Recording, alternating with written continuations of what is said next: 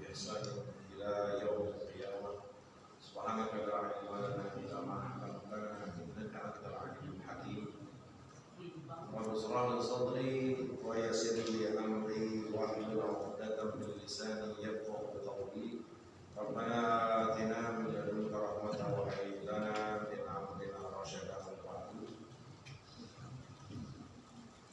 Yang saya hormati, saya cintai Dewan Perwakilan Masjid Subul Salam. Wabil khusus dalam kita Al-Faram, Ustaz,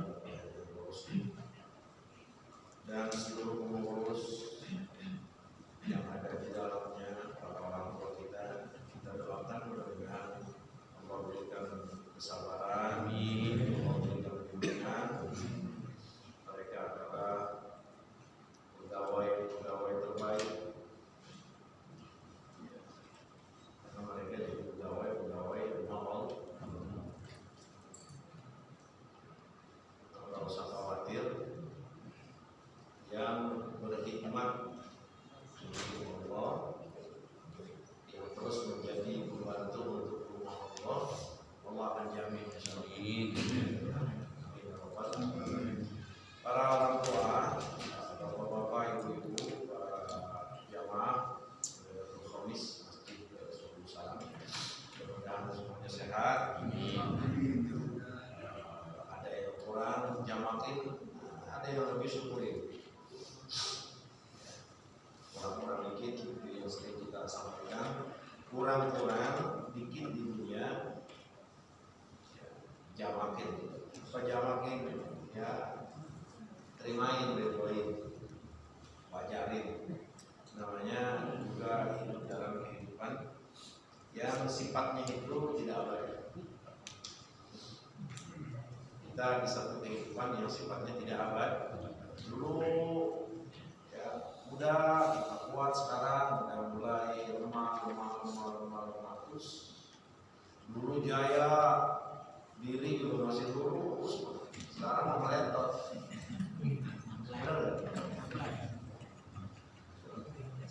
Malah itu di orang tua kita 50 tahun yang lalu ada belok-belok ya bapak ya. Dan sekarang kan repot pasti angklek. Nah kalau malam ini itu jatuh di orang-orang tua kita, berarti yang akan mengalami seperti yang mereka alami itu kita. Kalau Allah terus panjangkan umur kita, kita akan mengalami seperti mereka. Dan mereka Allah sudah berikan keutamaan kelebihan dibanding kita. Allah sudah tetapkan mereka lebih baik dari kita. Kenapa? Seusia 70 tahun, seusia 80 tahun, mereka masih bisa ngaji, masih bisa sholat jamaah. Masih Allah berikan izin, daya, kekuatan untuk jalan ke masjid. Pastinya yang lebih baik. Kalau yang muda-muda masih dia wajar lah kuat badannya, jalannya kuat. Kalau yang udah aki-aki dia masih kuat jalan, berarti lebih baik mana? Lebih baik aki-aki. Maka kenapa kita disuruh terus melihat perjalanan hidup ini agar kita itu terus yakin bahwa apa yang Allah tetapkan, yang Allah janjikan kehidupan orang mukmin itu kelak nanti di akhirat itu dari perjalanan ini, Pak. Ya Allah, 30 tahun yang lalu masih kerja, masih gak apa lagi saya makan, apa saja saya minum, sekarang dulu mau tidur di mana aja, mau di ubin, mau di tanah, mau dibangun, badan pres-pres aja. Sekarang mah tidur di ubin di kita aja, jangankan tidur, duduk aja masuk angin. Tanya bener gak ini ya? Badan pada sakit kan? Ya, kita juga merasa kayak gitu. Maka dengan begitu kita tambah yakin inilah kehidupan dunia yang sifatnya itu panah, tidak abadi. Kenapa tidak abadi? Karena dunia ini memang diciptakan buat ujian kita, buat misi segala soalan yang Allah perintahkan, baik itu melaksanakan kewajiban, melaksanakan perintah atau menjauhkan larangan. Mudah-mudahan kita yang dibimbing oleh Allah Subhanahu wa taala. Amin. Salawat beserta salam tanpa kita sampaikan kepada junjungan kita, guru kita, Sayyidina wa Habibina wa Syafi'ina Maulana Muhammad sallallahu alaihi wa alihi wa sahbihi wa azwajihi. Meneruskan pengajian kita Fathur Rabbani wa Fathur Rahmani di Sayyid Syekh Abdul Jalal rahimahullah taala wa ala nafa'al barakati wa bid'ai. Nah, terakhir sedikit kita ulas bahwa marilah bahaya nudalla lillahi azza wa jalla li qadari wa fi'li.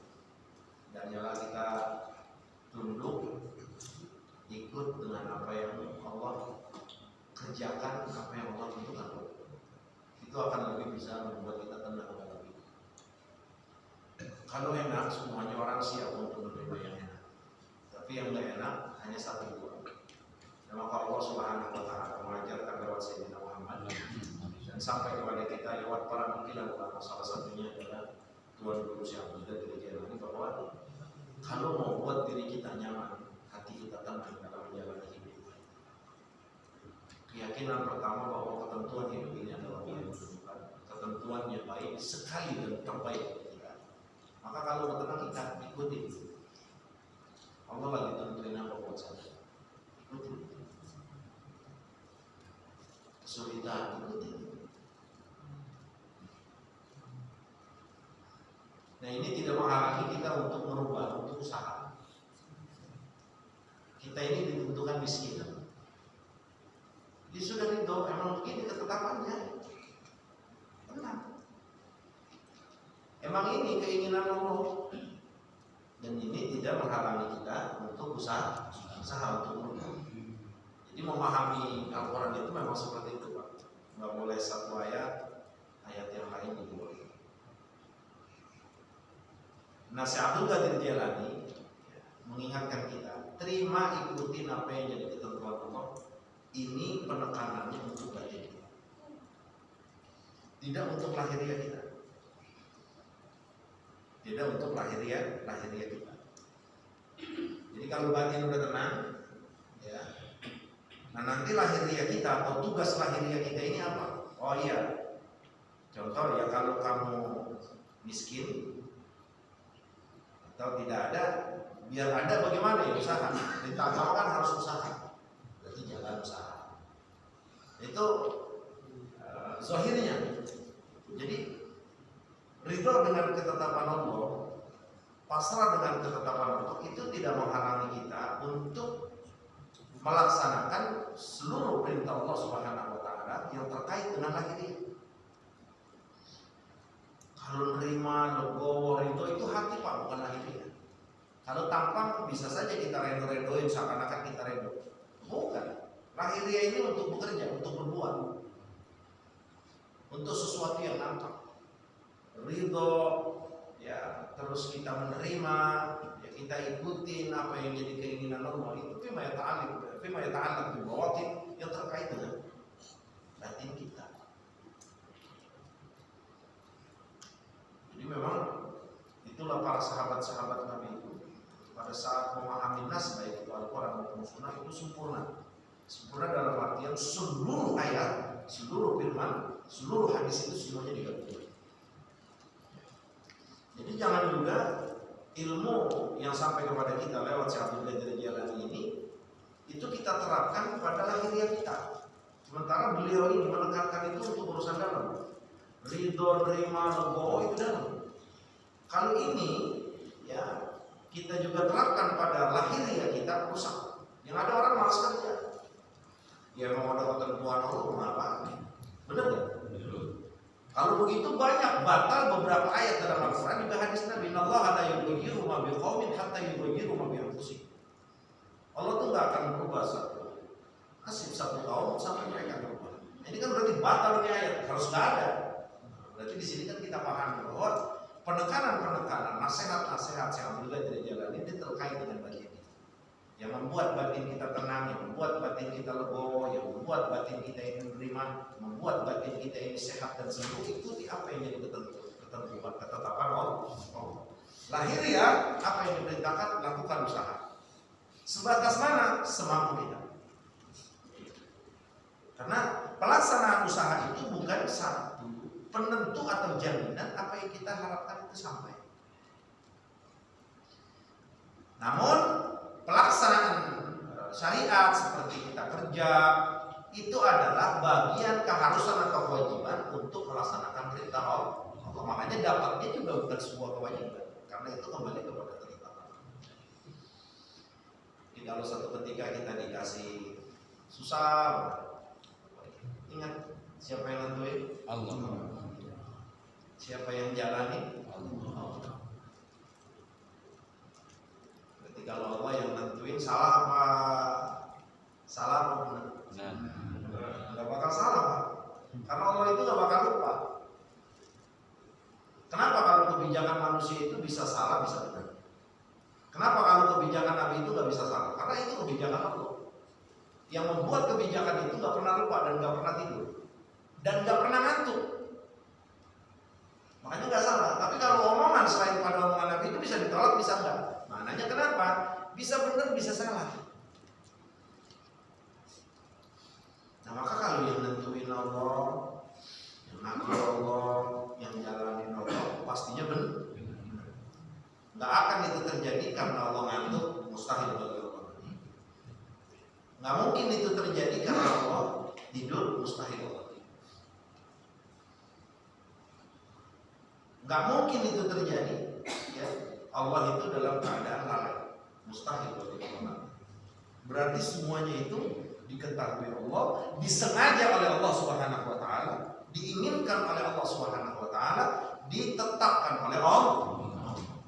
Dan seluruhnya ketetapan Allah buat kita berarti terbaik.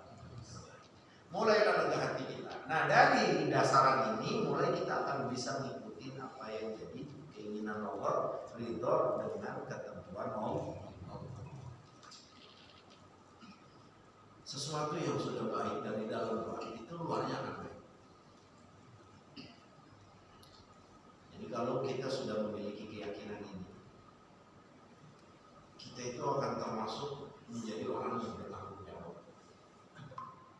Saya sakit nih, ketentuan siapa Allah? Ya udah, sabar. Terima kasih Allah, ini ujian dari Engkau, ini pemberian dari Engkau. Dan di sini ada beberapa hal yang harus aku laksanakan dari perintah Allah. Yang pertama urusan hati, sabar karena ini ketentuan Allah. Yang kedua urusan lahir, berarti harus berobat. Sembuhnya juga bukan dari berobat. Stop kita sampai di berobat saja. Stop kita itu sampai diminum obat saja. Stop sampai di situ. Baik atau enggak bukan obat. Baik atau enggak bukan tabib. Baik atau enggak bukan dokter. Tapi paham kira-kira? Insyaallah. Belum paham? Jangan donat kalau belum paham. Ustaz Muslim mana donatnya kalau udah habis. Oh udah habis. Maaf Ustaz Muslim cuma dapat satu gitu.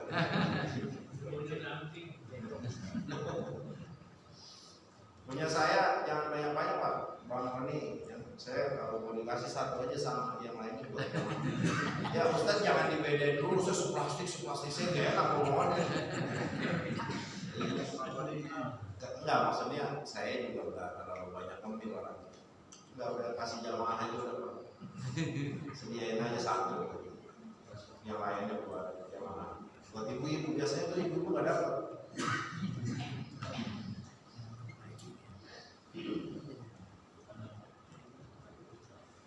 Nah, selanjutnya ini penting kan? Kenapa? Kata saya di Syekh juga dari jalan. Ketentuan yang sampai kepada kita. Li'annahu Rasulul Al-Malik. Karena apapun bentuk ketentuan yang sampai kepada kita itu adalah utusan Allah. Ini memang udah dalam Pak. Ya saya sendiri juga belum nyampe.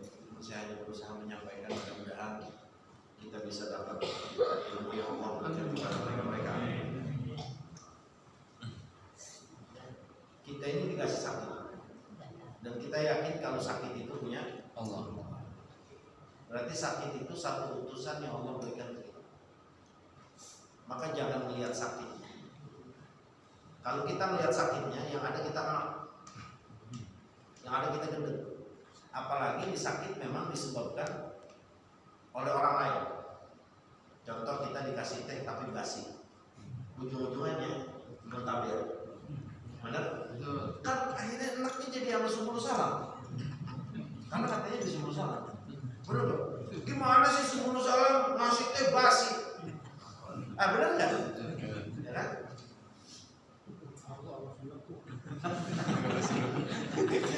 Ngomongnya udah kesalahan ini. Nah, bercanda. Perumpamaan sebenarnya kalau gitu assalamualaikum. Itu sakit lah. Sakit itu utusan dari Allah. Kalau melihat sakitnya, pasti kita akan merembet kepada yang jadi sebab kenapa kita sakit.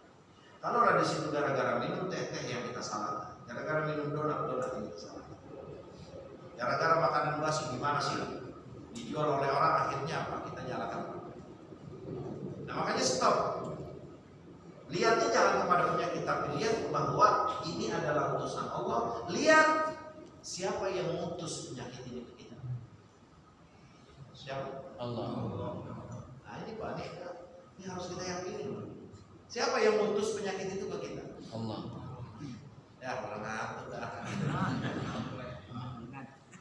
Ini iya Pak, ini ya memang harus kita pelan-pelan pakai terus sambil Pak. Nggak bisa tenang kita lalu nggak bisa tenang kalau kita nggak kembalikan sedikit-sedikit kepada. Saya ulangi, Nabi itu ngajarin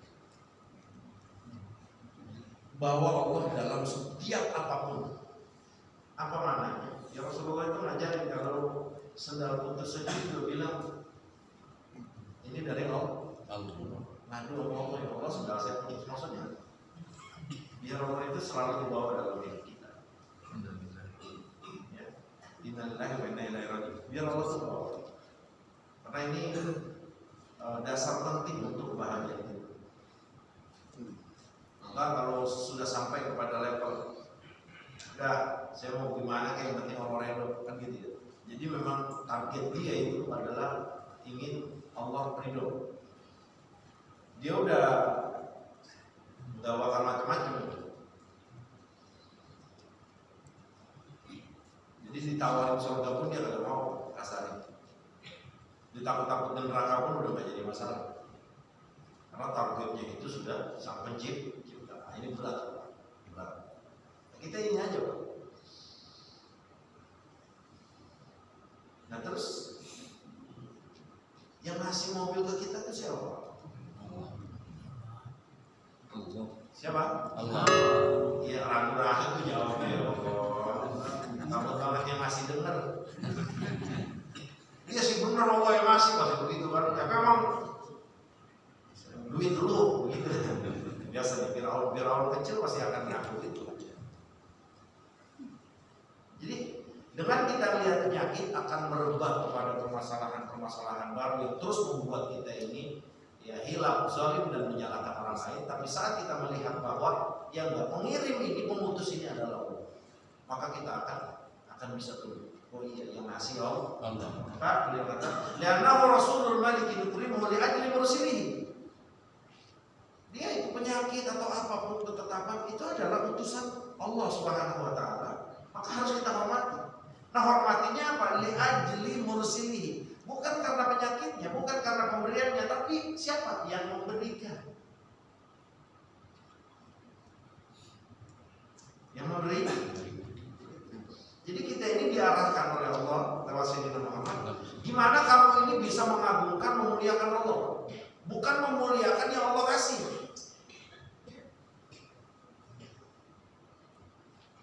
Kita ini kan kebanyakan memuliain yang dikasih Allah, bukan yang ngasih. Ayo coba. Saat kita diberikan baju baru, itu kita lebih memuliakan baju tersebut dibanding yang memberi baju. Benar nggak? Nah, sebelum saya lanjutkan, saya tanya, ini paham apa ngantuk sih Pak ya? Paham? Ya, jangan saya ngajar lama-lama, kalau paham aja amat, ya kan repot Pak. Ya, makanya saya ngajar, saya potong-potong, maksudnya kalau paham, biar masuk kita. Ayo, lihat aja limau sini. Ya. Yang ini Pak, yang harus kita muliakan. Nah makanya saya ulangi Pak, nggak salah Pak apa yang Allah ajarkan lewat Sayyidina Muhammad untuk sebuah bimbingan kita agar kita ini terus muji Allah, terus ngagungin Allah, terus mensucikan Allah, terus terima kasih sama Allah. Itu dengan mengajarkan setiap bentuk nikmat apapun yang sampai kepada kita, kita ucapkan alhamdulillah. Ya Allah, orang-orang dapat 1, dapat 2 donat. Jangan bahagia dengan 2 donatnya. Tapi siapa yang nentuin? Nah karena ketentuan punya Allah bukan kita, belum tentu tuh donat 2 terus aman apa Isa. Bisa aja teman minta. Nah itu, jangan salah. Nah jadinya kita itu akan diarahkan oleh Allah lewat Sayyidina Muhammad itu. Kenapa? Biar kita ini bisa memuliakan, mengagungkan, terima kasih hanya kepada Allah. Alhamdulillahirabbil alamin. Jadi nggak ada Tuhan selain Allah. Jadi terkait prinsip la ilaha illallah itu akan terus terkait. Jadi Allah tuh nggak akan menurunkan suatu syariat kalau Allah nggak kasih bimbingannya. Nggak bakal itu Pak. Kalau Allah nurunin syariat kemudian dia diberikan bimbingannya, lalu bagaimana melaksanainnya? Ujung-ujungannya masing-masing. Enggak, ternyata diturunkan sebuah syariat ini dengan komplit bimbingannya yang sempurna.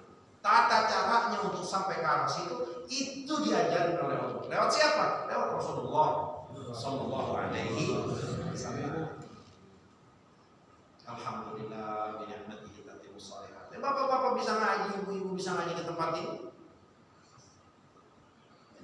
Siapa yang ngasih? Allah. Alhamdulillah.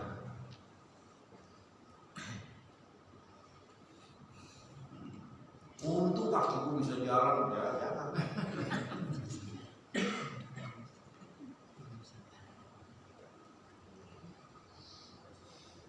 Fa'idza fa'alna dzalika ma'ahu amalna fi suhbatihi ilal qalb.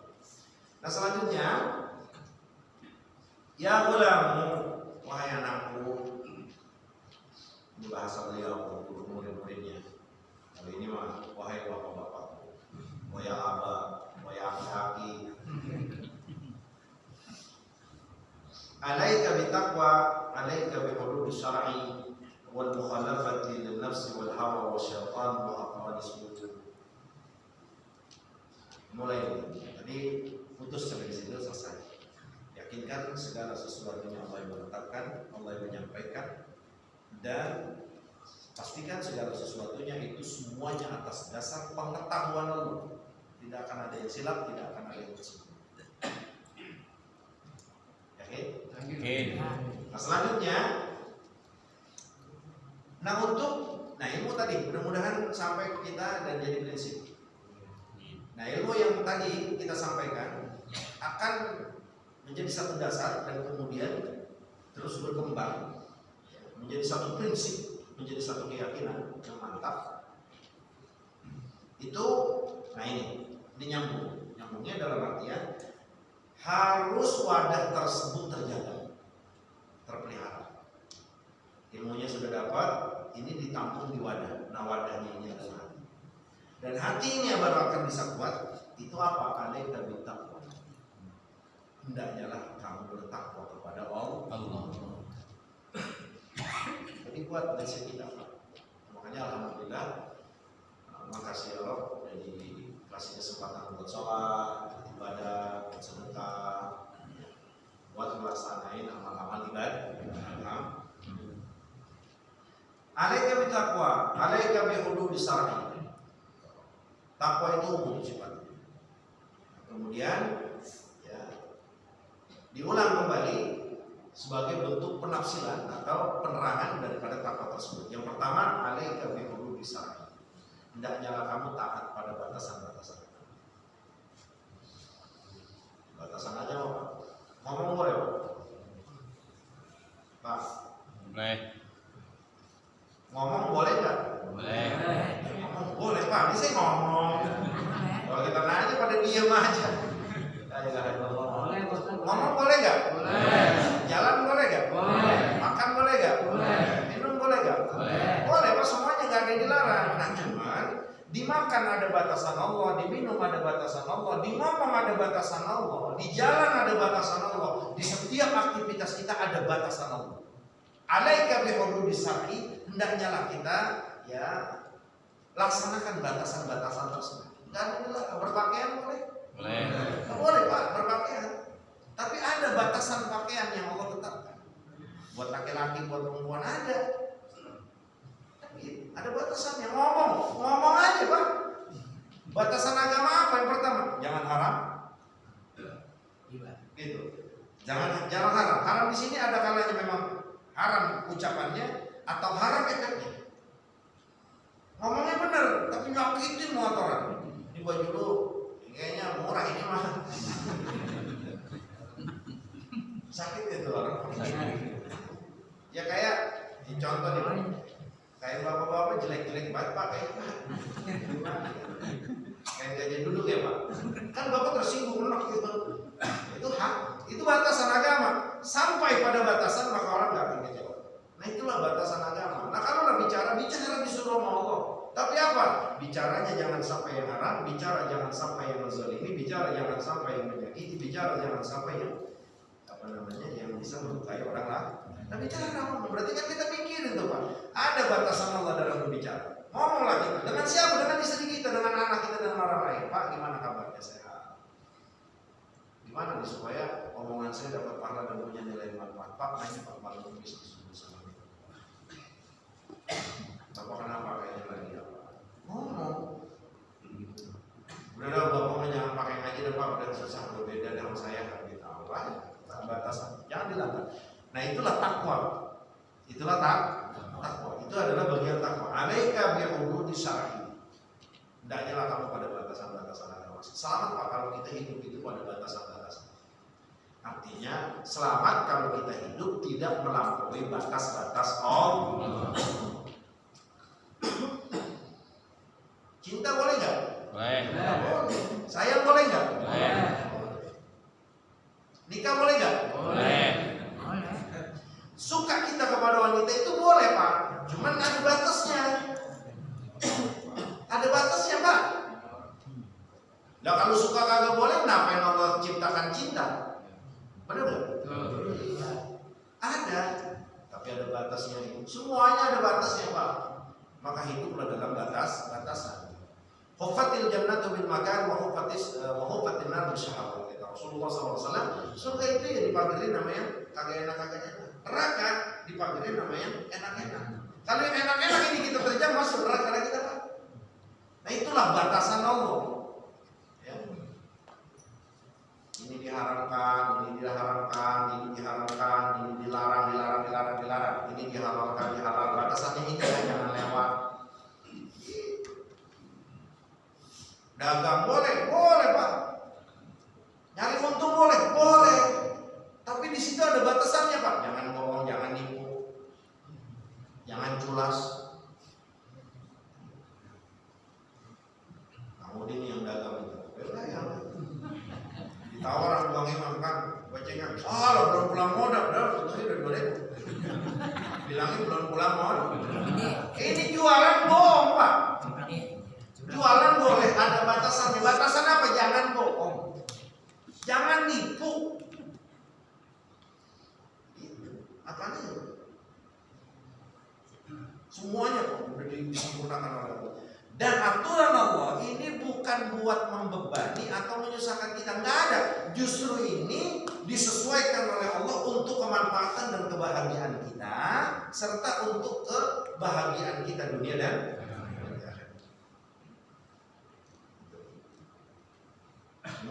semuanya aturan Allah. Tanpa terkecuali semua aturan Allah itu terbaik buat dunia dan akhirat. Bihududis syar'i. Jadi agama punya batasan ini Pak. Oh iya. Makan ada batasannya Pak. Di situ ada batasan yang makan yang halal. Makan jangan berlebihan, gitu kan? Ada batasannya, batasan agama itu Allah yang menetapkan Pak lewat Rasulullah. Contohnya gimana?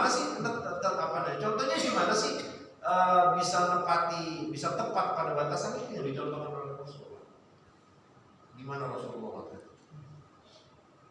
Gimana Rasulullah ini?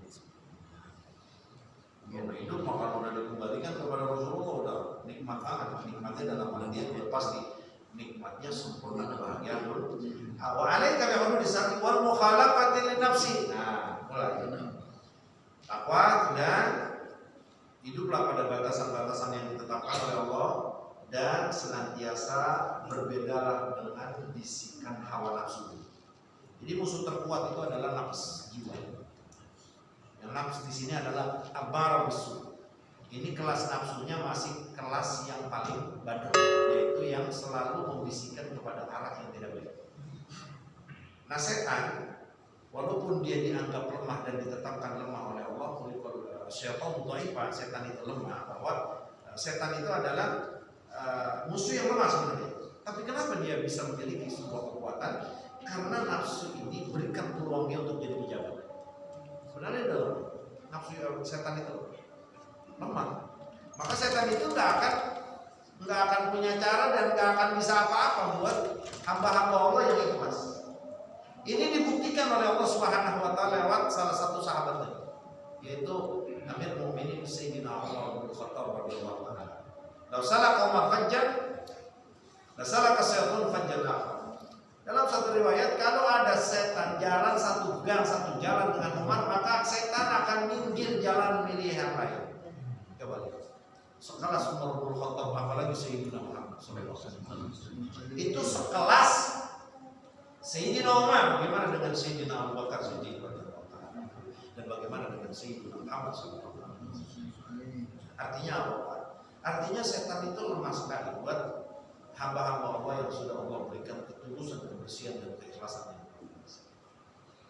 Nah, tapi setan akan jadi kuat saat nafsu ini berikan satu jabatan yang mulia kepada setan ini.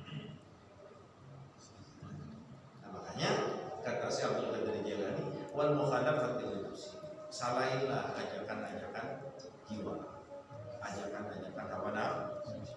Itu yang bisikin kita ke arah yang gak benar, itu hawa nafsu. Maka hawa nafsu itu kata Imam Busiri, nafsu tatib illam tatibhum yanfadi. Nafsu itu ya seperti kayak anak bayi. Dia kalau nggak disapi, ya terus saja Pak.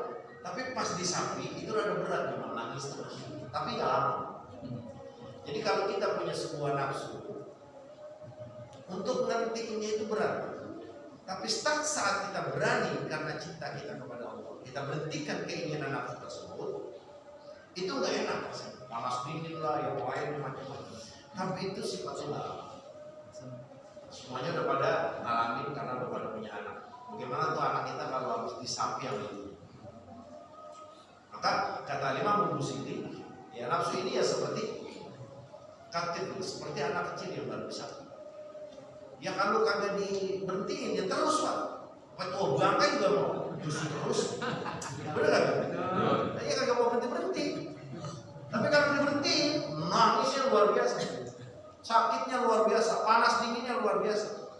Tapi seminggu kelar, 2 minggu selesai, kita lupakan sudah. Maka al-wakhalifun nafs, ya maka salailah yang namanya nafsu yang senantiasa membisikkan kita ke arah yang benar. Wal hawa Allah Taala habis. Ada yang banyak, silakan. Ya, silakan. Ada yang banyak, Pak? Ya, silakan. Assalamualaikum warahmatullahi wabarakatuh. Waalaikumsalam. Saya ingin tanya Pak Ustadz, itu yang orang-orang yang menjadi kafir atau mundir akibat ujian diberikan Allah itu gimana?